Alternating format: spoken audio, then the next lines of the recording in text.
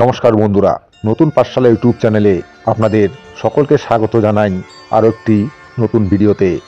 बंधुरा प्रतिदिन सकाले मात्र 5 मिनिट श्रवण करुन एई सूर्य मंत्र, आपनार जे कोनो समस्या दूर हबे निमेषेई। सूर्यदेवेर एई मंत्र श्रवणे आपनार सकल प्रकार बाधा विघ्न दूर हबे। सूर्यदेवेर आशीर्वादे आपनार अर्थ संक्रांत समस्याओ दूर हबे। सूर्यदेवेर एई मंत्रटी খুবই শক্তিশালী একটি মন্ত্র। যে ব্যক্তি প্রতিদিন এই মন্ত্র শ্রবণ করে তার জীবনে সূর্যদেবের আশীর্বাদ সর্বদা থাকে। তাই আপনারাও যে কোনো সমস্যা দূর করতে প্রতিদিন 108 বার অবশ্যই শ্রবণ করুন এই সূর্য মন্ত্র। ওম আদিত্যায় বিদ্মহে মার্তাণ্ডায় ধীমহি তন্নঃ সূর্যঃ প্রচোদয়াৎ। ओम आदित्याय विद्महे मार्ताण्डाय धीमहि तन्नः सूर्यः प्रचोदयात्। ओम आदित्याय विद्महे मार्ताण्डाय धीमहि तन्नः सूर्यः प्रचोदयात्। ओम आदित्याय विद्महे मार्ताण्डाय धीमहि तन्नः सूर्यः प्रचोदयात्। ओम आदित्याय विद्महे मार्ताण्डाय धीमहि तन्नः सूर्यः प्रचोदयात्। ओम आदित्याय विद्महे मार्ताण्डाय धीमहि तन्नः सूर्यः प्रचोदयात्। ओम आदित्याय विद्महे मार्ताण्डाय धीमहि तन्नः सूर्यः प्रचोदयात्। ओम आदित्याय विद्महे मार्ताण्डाय धीमहि तन्नः सूर्यः प्रचोदयात्।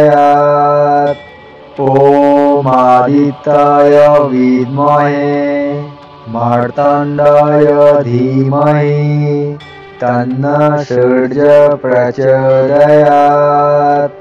ओम आदित्याय विद्महे मार्ताण्डाय धीमहि तन्नः सूर्यः प्रचोदयात्। ओम आदित्याय विद्महे मार्ताण्डाय धीमहि तन्नः सूर्यः प्रचोदयात्। ओम आदित्याय विद्महे मार्ताण्डाय धीमहि तन्नः सूर्यः प्रचोदयात्। ओम आदित्याय विद्महे मार्ताण्डाय धीमहि तन्नः सूर्यः प्रचोदयात्। ओम आदित्याय विद्महे मार्ताण्डाय धीमहि तन्नः सूर्यः प्रचोदयात्।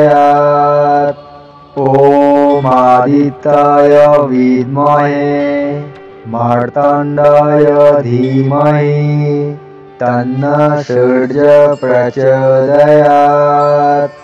ओम आदित्याय विद्महे मार्ताण्डाय धीमहि तन्नः सूर्यः प्रचोदयात्। ओम आदित्याय विद्महे मार्ताण्डाय धीमहि तन्नः सूर्यः प्रचोदयात्।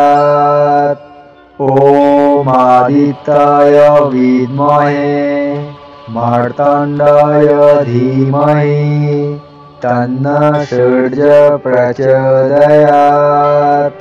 ओम आदित्याय विद्महे मार्ताण्डाय धीमहि तन्नः सूर्यः प्रचोदयात्।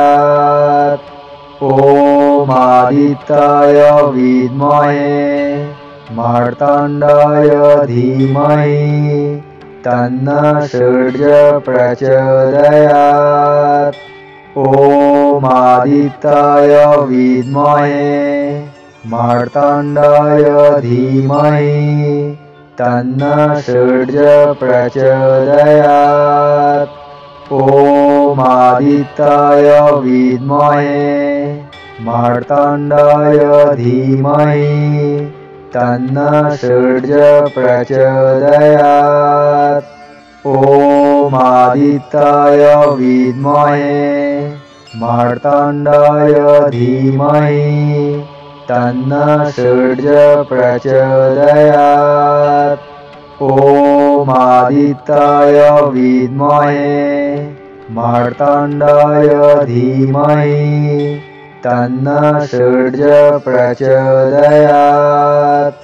ॐ आदित्याय विद्महे मार्ताण्डाय धीमहि तन्नः सूर्यः प्रचोदयात्। ॐ आदित्याय विद्महे मार्ताण्डाय धीमहि तन्नः सूर्यः प्रचोदयात्। ॐ आदित्याय विद्महे मार्ताण्डाय धीमहि तन्नः सूर्यः प्रचोदयात्। ॐ आदित्याय विद्महे मार्ताण्डाय धीमहि तन्नः सूर्यः प्रचोदयात्।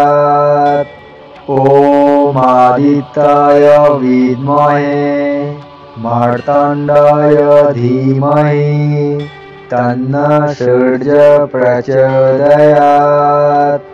ॐ आदित्याय विद्महे मार्ताण्डाय धीमहि तन्नः सूर्यः प्रचोदयात्।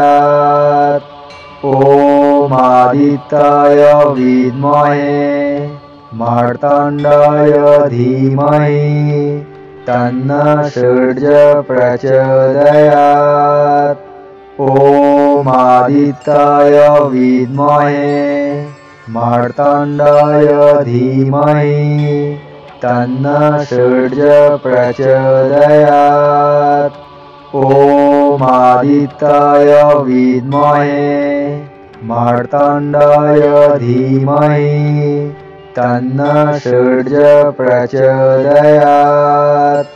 ॐ आदित्याय विद्महे मार्ताण्डाय धीमहि तन्नः सूर्यः प्रचोदयात्। ॐ आदित्याय विद्महे मार्ताण्डाय धीमहि तन्नः सूर्यः प्रचोदयात्। ॐ आदित्याय विद्महे मार्ताण्डाय धीमहि तन्नः सूर्यः प्रचोदयात्। ॐ आदित्याय विद्महे मार्ताण्डाय धीमहि तन्नः सूर्यः प्रचोदयात्। ॐ आदित्याय विद्महे मार्ताण्डाय धीमहि तन्नः सूर्यः प्रचोदयात्।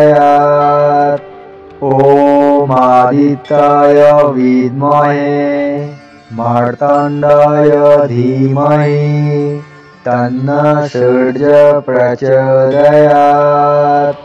ॐ आदित्याय विद्महे मार्ताण्डाय धीमहि तन्नः सूर्यः प्रचोदयात्। ॐ आदित्याय विद्महे मार्ताण्डाय धीमहि तन्नः सूर्यः प्रचोदयात्। ॐ आदित्याय विद्महे मार्ताण्डाय धीमहि तन्नः सूर्यः प्रचोदयात्। ॐ आदित्याय विद्महे मार्ताण्डाय धीमहि तन्नः सूर्यः प्रचोदयात्। ॐ आदित्याय विद्महे मार्ताण्डाय धीमहि तन्नः सूर्यः प्रचोदयात्। ॐ आदित्याय विद्महे मार्ताण्डाय धीमहि तन्नः सूर्यः प्रचोदयात्। ॐ आदित्याय विद्महे मार्ताण्डाय धीमहि तन्नः सूर्यः प्रचोदयात्। ॐ आदित्याय विद्महे मार्ताण्डाय धीमहि तन्नः सूर्यः प्रचोदयात्। ॐ आदित्याय विद्महे मार्ताण्डाय धीमहि तन्नः सूर्यः प्रचोदयात्। ॐ आदित्याय विद्महे मार्ताण्डाय धीमहि तन्नः सूर्यः प्रचोदयात्। ॐ आदित्याय विद्महे मार्ताण्डाय धीमहि तन्नः सूर्यः प्रचोदयात्। ॐ आदित्याय विद्महे मार्ताण्डाय धीमहि तन्नः सूर्यः प्रचोदयात्। ॐ आदित्याय विद्महे मार्ताण्डाय धीमहि तन्नः सूर्यः प्रचोदयात्। ॐ आदित्याय विद्महे मार्ताण्डाय धीमहि तन्नः सूर्यः प्रचोदयात्। ॐ आदित्याय विद्महे मार्ताण्डाय धीमहि तन्नः सूर्यः प्रचोदयात्। ॐ आदित्याय विद्महे मार्ताण्डाय धीमहि तन्नः सूर्यः प्रचोदयात्। ॐ आदित्याय विद्महे मार्ताण्डाय धीमहि तन्नः सूर्यः प्रचोदयात्। ॐ आदित्याय विद्महे मार्ताण्डाय धीमहि तन्नः सूर्यः प्रचोदयात्। ॐ आदित्याय विद्महे मार्ताण्डाय धीमहि तन्नः सूर्यः प्रचोदयात्। ॐ आदित्याय विद्महे मार्ताण्डाय धीमहि तन्नः सूर्यः प्रचोदयात्। ॐ आदित्याय विद्महे मार्ताण्डाय धीमहि तन्नः सूर्यः प्रचोदयात्। ॐ आदित्याय विद्महे मार्ताण्डाय धीमहि तन्नः सूर्यः प्रचोदयात्। ॐ आदित्याय विद्महे मार्ताण्डाय धीमहि तन्नः सूर्यः प्रचोदयात्। ॐ आदित्याय विद्महे मार्ताण्डाय धीमहि तन्नः सूर्यः प्रचोदयात्। ॐ आदित्याय विद्महे मार्ताण्डाय धीमहि तन्नः सूर्यः प्रचोदयात्। ॐ आदित्याय विद्महे मार्ताण्डाय धीमहि तन्नः सूर्यः प्रचोदयात्। ॐ आदित्याय विद्महे मार्ताण्डाय धीमहि तन्नः सूर्यः प्रचोदयात्। ॐ आदित्याय विद्महे मार्ताण्डाय धीमहि तन्नः सूर्यः प्रचोदयात्। ॐ आदित्याय विद्महे मार्ताण्डाय धीमहि तन्नः सूर्यः प्रचोदयात्। ॐ आदित्याय विद्महे मार्ताण्डाय धीमहि तन्नः सूर्यः प्रचोदयात्। ॐ आदित्याय विद्महे मार्ताण्डाय धीमहि तन्नः सूर्यः प्रचोदयात्। ॐ आदित्याय विद्महे मार्ताण्डाय धीमहि तन्नः सूर्यः प्रचोदयात्। ॐ आदित्याय विद्महे मार्ताण्डाय धीमहि तन्नः सूर्यः प्रचोदयात्। ॐ आदित्याय विद्महे मार्ताण्डाय धीमहि तन्नः सूर्यः प्रचोदयात्।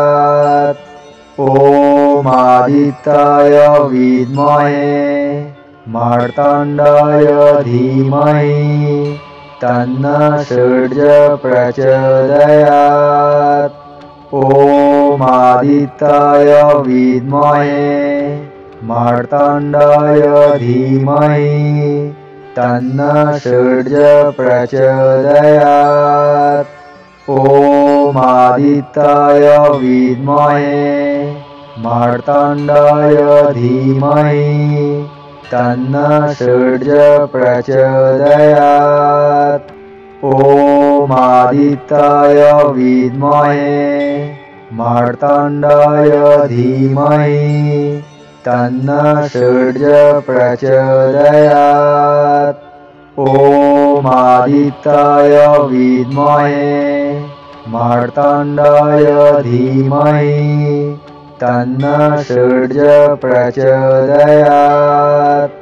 ॐ आदित्याय विद्महे मार्ताण्डाय धीमहि तन्नः सूर्यः प्रचोदयात्।